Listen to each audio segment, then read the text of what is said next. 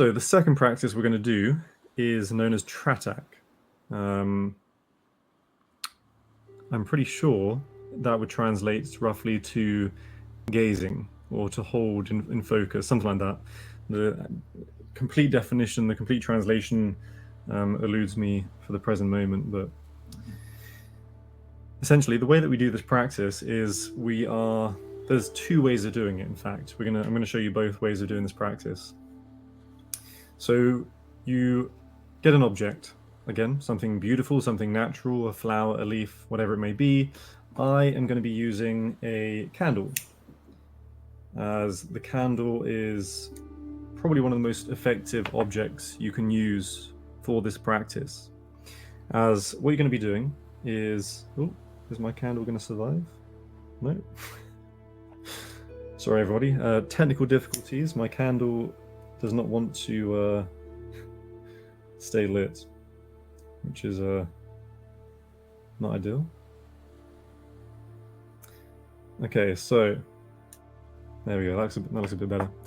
So what we're going to do is, for example, with your object, mine being the candle, you want to put this object in eye line.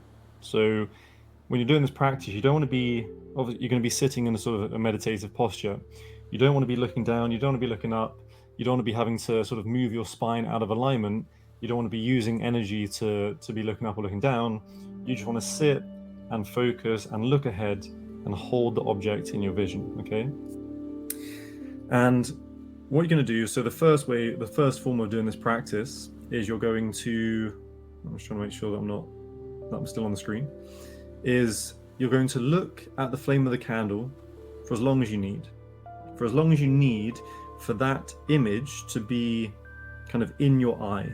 You know, so you know when you look at a flame, if you look at it long enough and you blink, you can see the flame is kind of still in your vision.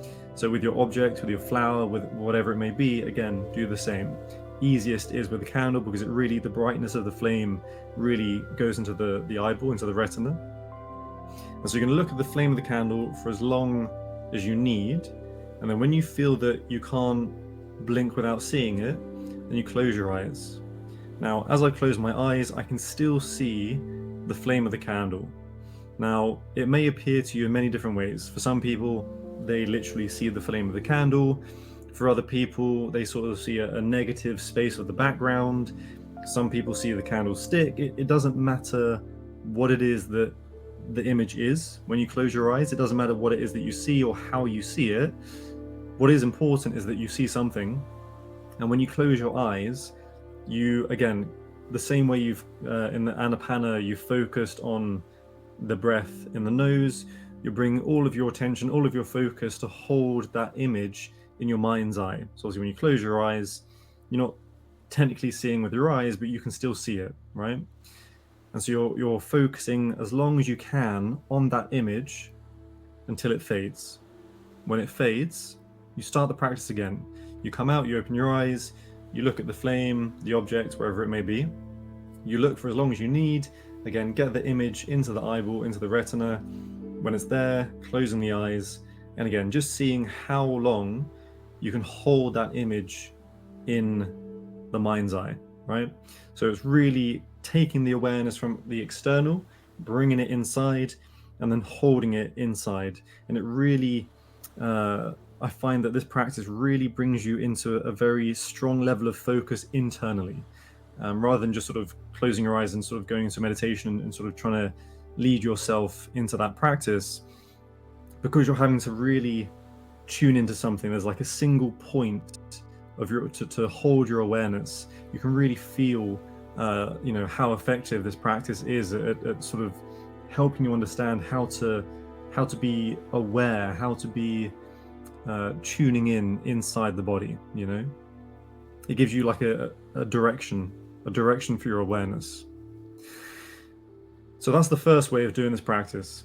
So I'd recommend when you do this yourself, a good 5-10 minutes, see how you get on with it. That is the first way of doing this practice. The second way is more of a cleansing practice, more of a healing practice for your eyes. So Let's say, for example, you have poor eyesight. You need glasses or contact lenses, anything like that. Your eyes are muscles. The eyes are made out of muscles, and just like any other muscle in the body, you can improve those muscles to strengthen them, to improve them, to make them better at their job, so you can actually improve your eyesight. I mean, my yoga teacher, every time he goes to the opticians, they give him a weaker prescription because his eyesight is improving, because he's using his eyes consciously and strengthening the muscles of his eyes. So yeah, every visit to the opticians, he's sort of surprising them every time he goes in. But yeah, so you can do this practice to improve your eyesight, improve your vision. It is also a way to sort of relax the muscles of the eye. They can hold on to a lot of tension, just like any other muscle in the body, especially if they've seen possibly traumatic things. So if you've had visual trauma, that information can be stored in the eye, in the muscles of the eye. And so this practice is very good at cleansing that trauma, cleansing the tension in the eye muscles. It is also very good for another thing, for crying tears that you never cried. Quite often we find ourselves maybe in situations where we want to cry, and the situation, the environment doesn't really allow us to do that, and so we don't cry them, right? Those tears are still there. Those tears are still underneath the surface, deep inside a well, waiting for that emotion to be expressed, to be released. And this is a fantastic practice to really give yourself that opportunity to let those tears flow. So the way that we do the second form of Trataka is you stare at the flame, and you stare for as long as you can without blinking. So what's going to happen is you stare, your eyes will start to water. Obviously, you'll feel like you want to blink. This is where the real focus, the real concentration comes into play, where you have to focus on not blinking. Just continue staring, continue staring. Obviously, what's going to happen is your eyes will start to water. Your body will save you from your eyeballs drying out, and the tears will flow. So you will have tears running down your face if you're doing this practice properly. As your eyeballs are being kept moisturized, your body's taking care of them, and so long as the tears are flowing and your eyes are not drying out, if they're just a bit uncomfortable but your eyes are not drying out, then you can continue staring for as long as you can.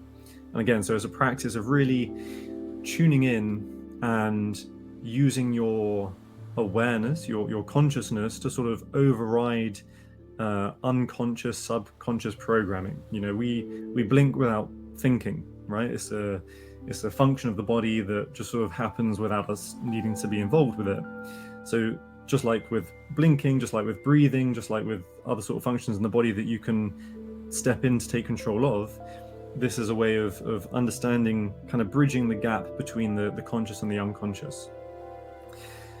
So you do this practice for as long as you can, staring, and again, 5-10 minutes, see how you get on, and then that's the practice, really. It's extremely simple, but again, sort of out of all of the practices that I know in terms of relaxation, concentration, and meditation, this honestly is one of my favorites. This is a personal favorite of mine, just because, again, when you either way, really, but especially the first way of doing it, when you close your eyes and you bring that attention inside, and it's just such a level of focus and concentration internally that is extremely powerful, especially if you've not really experienced that before,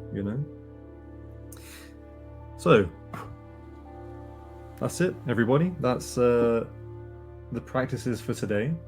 So yeah, this Trataka, is really one to sort of do in your own time, because I've not really got much of a way to talk you through it.